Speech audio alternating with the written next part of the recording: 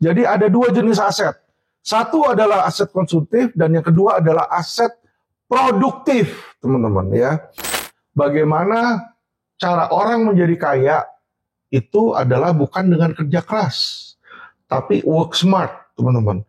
Dan tadi Lo Keng Hong bilang, ya, di dalam berinvestasi saham, jangan sampai emosi mengalahkan kita.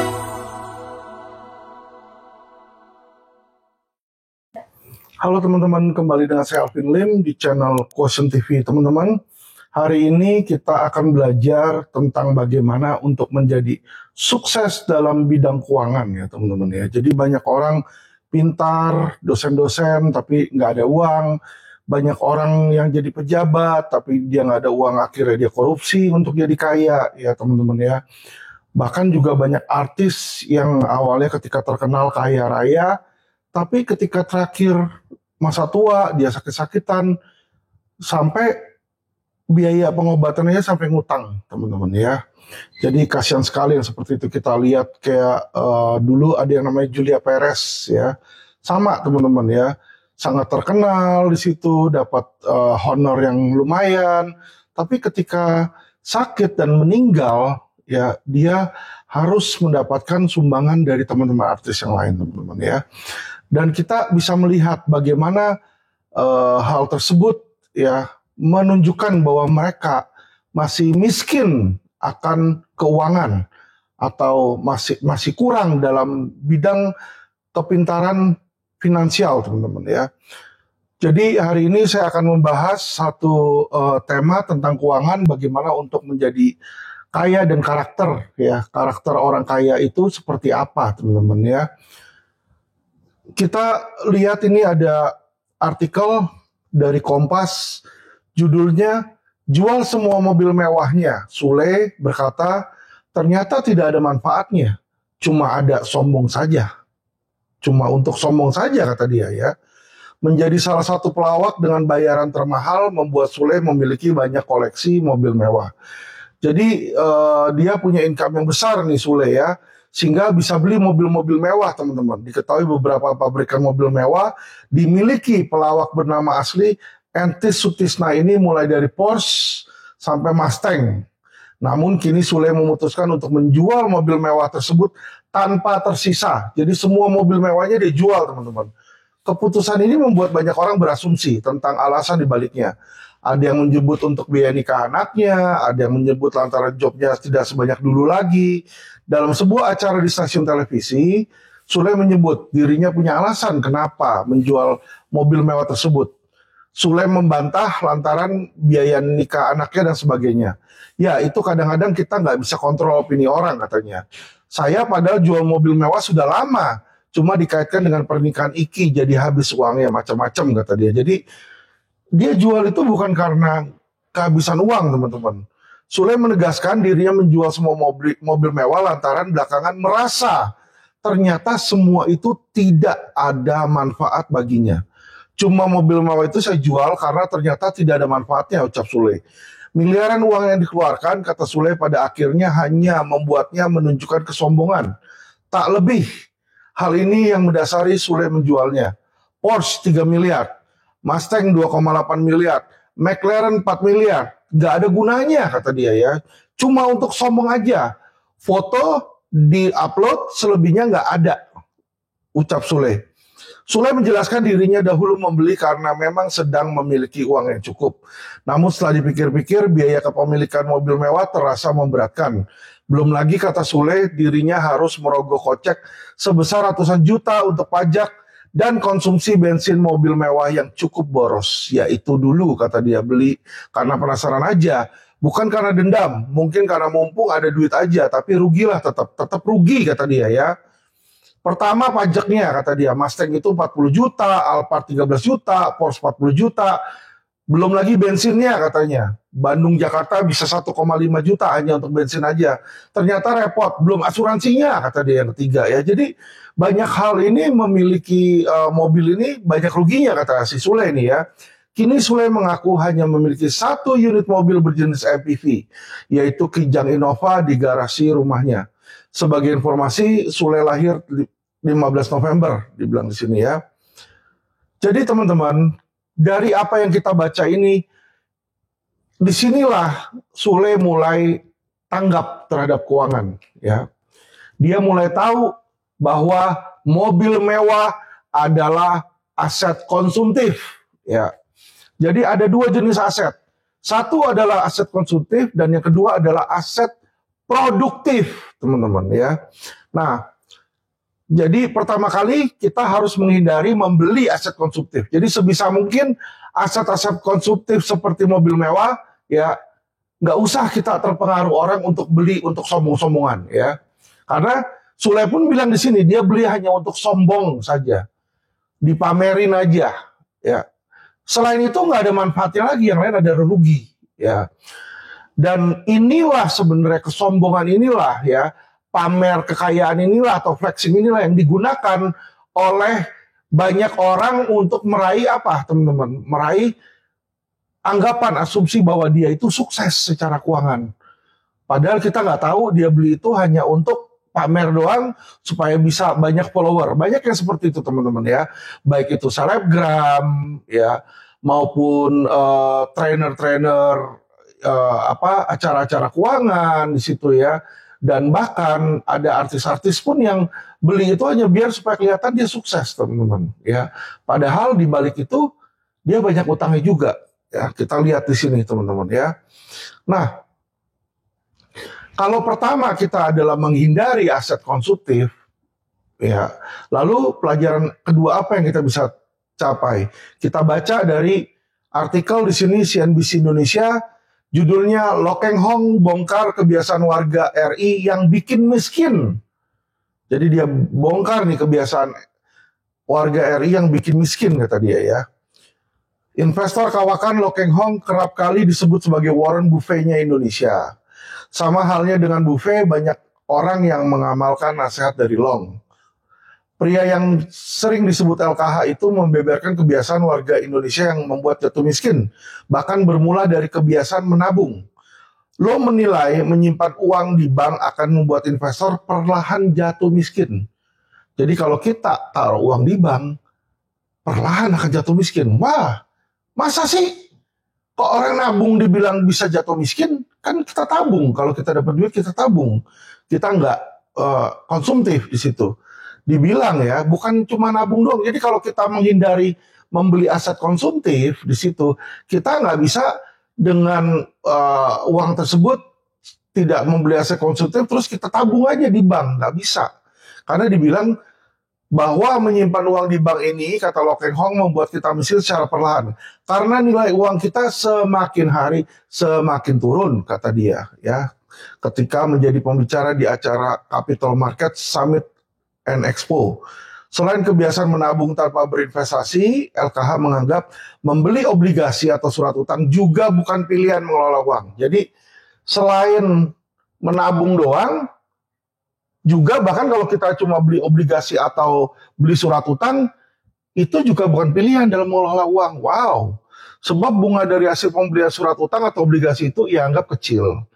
Ya, jadi kadang bunga dari obligasi itu tidak bisa mengalahkan bunga inflasi, teman-teman, ya. Saya juga tidak membeli emas, katanya, ya. Lo hanya tertarik membeli saham karena terbukti membuatnya kaya dan memiliki harta ratusan miliar. Dia pernah cuan besar dari saham United Tractor yang merupakan momen awal dirinya mengeruk keuntungan besar dari investasi saham. Dia mengungkap alasan utama membuatnya berinvestasi saham khususnya di Indonesia. Bursa Saham Indonesia menawarkan imbal hasil tertinggi di antara bursa saham utama di dunia bagi investor jangka panjang. Sudah terbukti. Saya bersyukur saya ada di dalamnya, katanya. Hingga saat ini dia hampir 99% masyarakat Indonesia nggak percaya kalau investasi saham adalah pilihan terbaik. Dia bilang loh, hampir 99% masyarakat Indonesia nggak percaya investasi saham. Berarti orang investasi saham ini kalau menurut Lokeng Hong ini baru 1%, teman-teman, ya. Masyarakat lebih menempatkan uangnya di bank atau dibelikan properti dibanding beli saham. Lo merupakan orang yang sangat teliti dan bisa menghabiskan waktu lama membaca laporan keuangan. Usaha yang dilakukan Lo dalam meneliti laporan keuangan menunjukkan tidak sembarangan dalam memilih saham untuk investasi. Ya, jadi pada tahun 1998 LKH membeli saham United Tractor. Saat itu laba bersih UNTR minus Rp 1 triliun. Akan tetapi pendapatan perusahaan sekitar 2 sampai 4 triliun dengan laba operasional sekitar 1 triliun. Lo menilai laba bersih tersebut minus karena kurs, katanya. Ini merupakan momentum awal dari kesuksesan Lo Keng Hong sebagai investor saham. Jadi dia beli saham UNTR ya. Lo mampu meruap cuan hingga 5.900% dari saham UNTR. Menurutnya satu kunci sukses sebagai investor saham adalah mengontrol emosi. Teman-teman, jadi pelajaran kedua, apa yang kita bisa raih dari Lo Keng Hong, jangan taruh uang Anda dalam tabungan. Ya, Anda harus taruh di aset produktif. Apa itu aset produktif? Yaitu saham, teman-teman ya. Jadi saham itu bisa meningkatkan nilai aset kita, teman-teman ya. Dan itu yang saya ajarkan kepada anak saya juga, ya, anak istri saya. Setiap kali ada uang, saya kasih ke anak saya. Sekarang anak saya pintar, teman-teman ya. Langsung uang itu dia belikan saham. Ya, dan itu hal yang bagus. Kenapa? Ya, kalau dia masukinnya cuma tabungan, taruh di bank, papi taruh di bank, ya kan, nggak ada gunanya, apalagi dia masih muda, ya. Jadi teman-teman, saran pertama adalah hindari aset konsumtif. Saran kedua adalah masukkan dana Anda ke dalam aset produktif, ya. Lalu apalagi yang kita bisa nikmati dari sini? Saya kasih pelajaran terakhir, yaitu adalah, ya, asal teman-teman tahu, adalah masukkan uang Anda ke saham yang produktif, yang baik. Jadi kita harus memilih saham yang bagus, teman-teman. Ya, tadi Lo Keng Hong sudah ngasih satu saham, ya, UNTR, ya. Dan saya kasih tahu ke teman-teman, saya pun saat ini memegang saham UNTR, ya. Saya beli karena lagi murah, teman-teman. Harganya cuma 22.000 dan dia punya dividen itu sangat-sangat bagus, ya. Jadi saya ada beli pegang saham UNTR. Saham kedua apa yang saya pegang, teman-teman, adalah Bank BCA. Ya, kita lihat, teman-teman, bukan saya meminta Anda membeli hal yang sama, ya, teman-teman, ya. Tapi kita lihat orang-orang pintar itu biasanya think alike. Jadi pemikirannya itu sama. Siapakah orang sukses satu lagi yang kita patut lihat adalah bos BCA, teman-teman, ya. Jadi saya bacakan di sini berita dari CNBC Indonesia. Cerita bos BCA kasih saham 74M untuk dua putrinya. Wah, ini bos BCA. Dia kasih saham punya dia kasih ke dua putrinya sekarang, karena dia mungkin udah tua, ya. Presiden Direktur PT BCA, Jahja Setia Atmaja, sempat menjadi sorotan saat menghibahkan kepemilikan saham ke kedua anaknya. Jadi dia tadinya punya saham senilai 74 miliar, saham itu dia berikan ke dua anaknya, ya, masing-masing 8 juta lembar saham Bank BCA kepada Enrica Arestia PS dan Elizabeth Arestia di sini, ya, pada tanggal 18 Agustus 2023. Saat pemberian saham dilakukan dengan harga jual 9.250, ya. Dengan demikian total nilai transaksi menjadi 74 miliar. Aksi penjualan ini dilakukan untuk mengalihkan kepemilikan Yahya untuk anaknya. Jadi tadinya itu saham punya Yahya, dia pikir ya udah karena dia nggak membutuhkan uang lagi, dia berikan ke anaknya untuk anaknya di situ, ya. Nah, jadi kalau kita lihat di sini, teman-teman, Jahja Setia Atmaja ini adalah banking senior yang memimpin bank dengan nilai kapitalisasi pasar terbesar di Indonesia. Kepiawaiannya teruji di tengah tahun pemulihan pandemik, demikian dengan berbagai terobosan.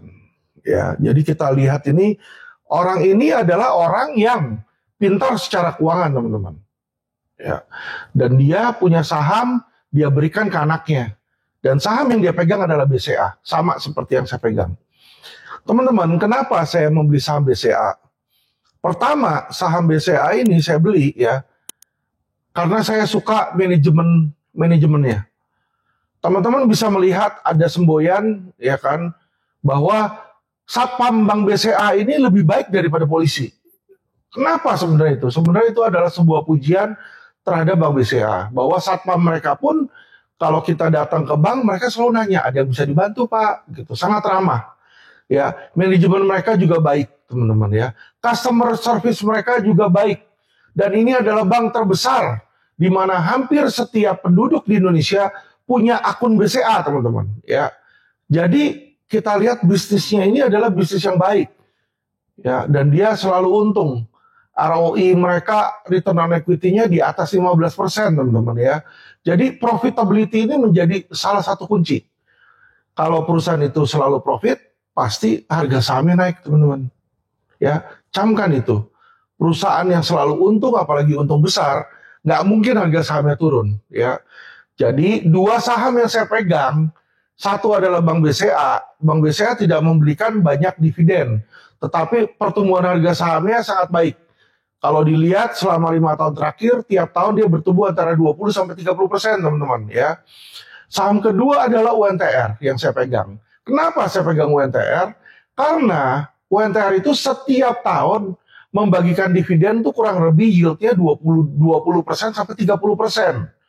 Jadi kalau kita mendapatkan return 20-30%, itu jauh di atas inflasi dan jauh di atas suku bunga, teman-teman. Jadi kalau saya beli saham UNTR, anggap deh saya nggak ngarepin sahamnya naik atau turun, tetap sahamnya di posisi yang sama. Tapi dari dividennya saja sudah bisa dapat 20-30% setahun, teman-teman. Dan itu adalah jumlah yang menurut saya sangat fantastik, teman-teman ya. Jadi ya teman-teman bisa mengikuti hal yang sama. Kalau memang ingin membeli aset produktif, pilihlah saham. Saham apa? Silakan teman-teman pilih saham yang banyak menguntungkan, saham atau saham yang dividennya besar di situ, teman-teman ya. Nanti dari dividen ini kita bisa belikan lagi saham lagi sehingga jumlah saham kita dari tahun ke tahun bisa naik, teman-teman. Ya, kalau kita ambil UNTR contohnya ya. Jadi ini adalah sebuah pelajaran keuangan bagaimana seseorang menjadi kaya. Banyak di luar sana ya teori-teori dan prinsip-prinsip palsu, teman-teman ya. Bagaimana prinsip palsu? Jadi ada orang yang sebenarnya nggak kaya, teman-teman ya. Sebenarnya nggak kaya, saya bilang. Kenapa? Dia mungkin beruntung dan dia pintar berbicara, sehingga dengan pembicaraan dia itu dia bisa mengambil uang orang. Karena dia sebenarnya cuma jualan, teman-teman. Apa yang dilakukan? Mungkin jualan kelas, ya. Dia menjual mimpi palsu. Dia bilang, Anda mau kaya, ikuti saya. Belilah aset ini, aset A, aset X gitu ya. Yang kaya dia doang. Saya lihat murid-muridnya nggak ada yang kaya. Coba tunjukin murid-murid dia mana yang kaya, ya. Apakah orang yang bayar kelasnya dia pada kaya? Tidak, teman-teman ya. Dan apa yang dilakukan di situ adalah dia juga memamerkan mobilnya dia. Biasanya selalu sama, teman-teman ya. Kayak Indra Kents contohnya memamerkan mobilnya dia. Oh murah, beli sport car. Ternyata belakangan kita baru tahu itu mobil dia nggak beli, teman-teman. Itu mobil dia pinjam dari dealernya Rudy Salim ya. Jadi hanya dipinjam untuk buat flexing aja. Itu kan memalukan sekali ya sebenarnya kayak begitu ya. Sebenarnya bisa dibilang itu pembohongan publik, teman-teman ya. Jadi itulah teman-teman, orang-orang yang benar-benar kaya, contoh kayak Lo Keng Hong. Lo Keng Hong itu nggak naik mobil sport, tapi dia nggak perlu bilang diri dia kaya, orang udah tahu dia kaya karena dia punya saham banyak, teman-teman ya. Jadi orang yang benar-benar kaya kayak Warren Buffett pun, Warren Buffett tidak naik mobil-mobil sport, teman-teman. Dia naik mobil Cadillac yang sudah puluhan tahun. Rumahnya dia sudah 30 tahun dia nggak pindah rumah. Dia masih tinggal di rumah yang sederhana, teman-teman ya. Kita lihat contohnya kayak si Mark Zuckerberg juga ya. Salah satu orang terkaya di Indonesia. Bajunya selalu itu-itu aja, teman-teman kalau lihat ya. Jeans dengan kaos cotton, teman-teman ya. Jadi sederhana sekali. Makan di pinggir jalan dia sama istrinya makan McDonald. Jadi hidupnya pun hidup sederhana, teman-teman ya. Kalau kita lihat juga Elon Musk terakhir ini dia jual rumah-rumah mewahnya dia semua. Dia tinggal di rumah yang kayak semacam kayak kontainer, teman-teman ya, sangat-sangat sederhana. Jadi teman-teman, belajarlah dari orang-orang kaya yang benar-benar kaya. Jangan ikut-ikutan ke orang yang pamer kekayaan untuk mendapatkan follower, teman-teman. Saya kasih tahu, kalau dia pamer kekayaan untuk agar kalian ikut sekolahannya dia, ya, pamer kekayaan untuk agar ikut sekolahan dia, saya pastikan itu belum kaya. Dan dia bisa mendapatkan itu, kita nggak tahu asetnya dari mana. Kita nggak tahu apa benar itu aset dia, atau aset temennya, atau orang-orang lain yang nitip di akunnya dia. Ya. Jadi hati-hati di sini teman-teman ya, apalagi orang muda yang masih muda sekali, nggak punya pengalaman teman-teman ya. Itu biasanya no action talk only teman-teman ya. Jadi dia punya talk ini sangat hebat. Jadi harus hati-hati di situ. Banyak di luar doktrin-doktrin palsu. Hati-hati itu. Ya, masukin uang Anda, jangan di saham, jangan beli properti. Saham itu nggak bagus katanya. Masukin semua ke aset X. Ya, padahal nggak jelas aset X ini underlying-nya apa. Kalau nanti tiba-tiba sudah nggak populer lagi, bisa aja jebol semua teman-teman ya. Jadi hati-hati. Saya juga mempunyai aliran yang sama dengan Lo Keng Hong ya. Menurut saya Lo Keng Hong itu lebih konservatif dan lebih bagus. Sudah terbukti teman-teman ya. Paling tidak aset yang dipegang Lo Keng Hong seperti saham itu sudah terbukti selama puluhan tahun. Puluhan tahun masih bagus. Dan orang-orang terkaya di Indonesia dan di dunia pegang saham teman-teman ya. Pegang saham di situ. Jadi saham yang penting kita beli saham yang baik. Ya, ada prinsipnya di situ. Kalau Anda ikuti, Anda bisa jadi kaya. Ya, kalau aset baru, aset X yang baru ada beberapa tahun, nggak jelas stabilitasnya, teman-teman, itu belum teruji. Saat ini bisa naik tinggi, besok bisa turun parah. Hati-hati yang seperti itu, ya. Selalu kita camkan, the higher the risk, the higher the gain. Jadi kalau dia bilang gainnya itu sangat besar, berarti ada resiko yang sangat besar yang terselubung. Nangkap ya teman-teman ya. Jadi saya berharap masyarakat-masyarakat yang mendengarkan podcast saya ini bisa bertambah secara kecerdasan keuangannya. Ya, saya tidak berbicara lebih jauh tentang option dan tentang derivatif dari saham teman-teman, karena itu harus sekolah dulu. Kalian harus ikut kelas training saya ya. Dan kelas trading saya ini bukan untuk semua orang, teman-teman ya, bukan untuk semua orang. Hanya untuk orang yang sudah punya modal awal. Kalau nggak punya modal awal, percuma, jangan ikut kelas saya. Karena kalau kalian ikut kelas saya nggak punya modal awal, ya kalian nggak bakal bisa bayar untuk kelasnya dan kalian tidak bakal punya ada modal awal untuk trading option. Jadi kalau Anda tidak punya modal awal untuk beli saham atau trading option, untuk apa Anda ikut kelas saya? Jangan. Ya, bukannya saya jahat di situ teman-teman ya. Tapi kalian harus ada modal awal dulu. Kalau belum ada modal awal, silakan kalian bekerja keras, silakan Anda cari uang melakukan bisnis. Ketika Anda sudah punya modal awal untuk investasi, modal capital di situ, baru Anda boleh ikut kelas saya teman-teman ya. Disitulah nanti dari modal kecil, jadi walaupun kecil tapi harus ada modalnya teman-teman. Ya, Anda baru bisa ikut kelas saya dan bagaimana cara melipat gandakan aset Anda. Ya, saya sebut prinsipnya adalah make your money work harder for you. Ya, kalau selama ini Anda kerja keras untuk menghasilkan uang, itu adalah prinsip nomor 1. Memang kita harus kerja keras dulu untuk menghasilkan uang. Tapi kalau kita udah hasilkan uang dan kita masih bekerja keras, berarti kita not smart, kita bodoh, kita goblok di situ. Ya. Nah, kalau kita udah punya uang dan kita pintar, kita harus bisa make your money work harder. Jadi yang kerja itu uang kita yang kerja. Sorry ya teman-teman ya, bukannya saya sombong teman-teman. Saya ada saham Indo, saya ada saham Amerika. Ketika saya tidur malam hari, saham Amerika saya menghasilkan uang dari option. Ya, setiap bulan, setiap tahun saya dapat return. Ya, setiap tahun antara 20 sampai 30% saya bisa dapat return dari option di situ ya. Kalau sedangkan di siang hari saya kerja sebagai lawyer, saya ada saham juga yang saya bilang Bank BCA maupun UNTR. Teman-teman bisa lihat Bank BCA itu setiap tahun naik antara 20 sampai 30%. Jadi aset-aset saya, uang-uang saya ini setiap tahun ini bertambah teman-teman. Ya. Jadi kalau orang yang pintar itu seperti itu, make your money work harder. saya punya uang saya bukain juga bisnis, saya masukkan ke bisnis law firm, dan dari law firm itu dapat uang lagi, teman-teman ya.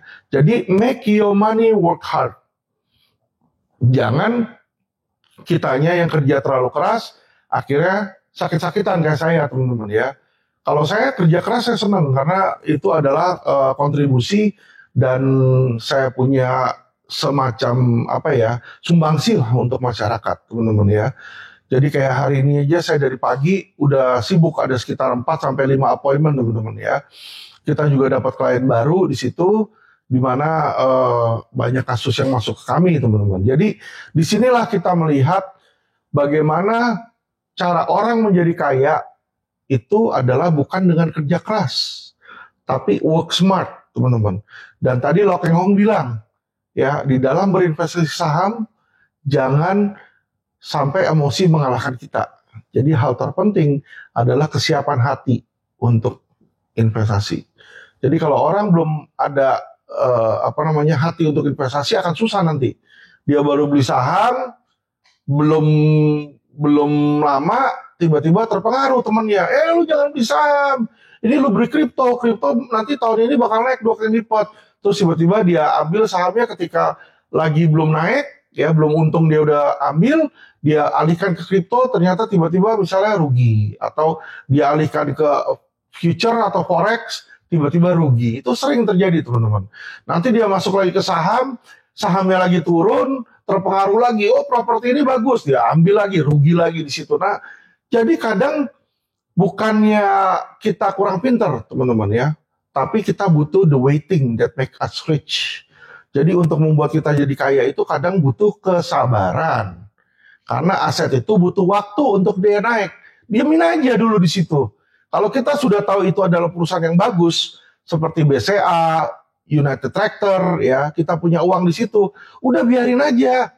Ntar sebulan 2 bulan baru lihat lagi, ya, setahun 2 tahun baru lihat lagi di situ. Ya, jangan setiap hari kita liatin, setiap hari kita jadi stres di situ. Jangan, teman-teman. Dan setiap Anda ada uang, beliin lagi saham itu terus, ya, sehingga Anda mempunyai tabungan dalam saham itu jumlah yang besar. Dan semakin banyak Anda beli saham itu, semakin sedikit saham yang beredar di pasaran, maka otomatis harga saham itu makin lama makin naik, ya. Ngerti ya, teman-teman ya? Jadi kalau saham yang Anda beli Anda tidak jual, terus Anda beli lagi, otomatis supply-nya itu makin berkurang, teman-teman. Dan itu sudah pasti berjalannya waktu saham itu akan naik, ya. Oke, teman-teman, saya rasa itu sesuatu yang sangat simpel, sangat sederhana. Saya jelaskan salah satu potensi untuk menjadi kaya, ya. Kunci-kunci untuk menjadi kaya. Pertama, hindari aset konsumtif. Kedua, belilah aset produktif, ya. Hindari tabungan, teman-teman, ya. Terus keempat adalah bagaimana memilih saham yang baik yang tadi saya bilang. Ya, punya return yang bagus, dividen yang bagus, punya keuntungan yang bagus. Jadi perusahaan itu harus untung. Manajemennya juga harus baik di situ, ya. Seperti BCA ini. Jadi kalau kita punya saham yang bagus kayak BCA, ya saya yakin uang Anda akan bisa bekerja keras dari tahun ke tahun, ya, dan akan berlipat ganda, teman-teman. Oke, terima kasih. Salam cerdas keuangan dari saya. Selamat malam.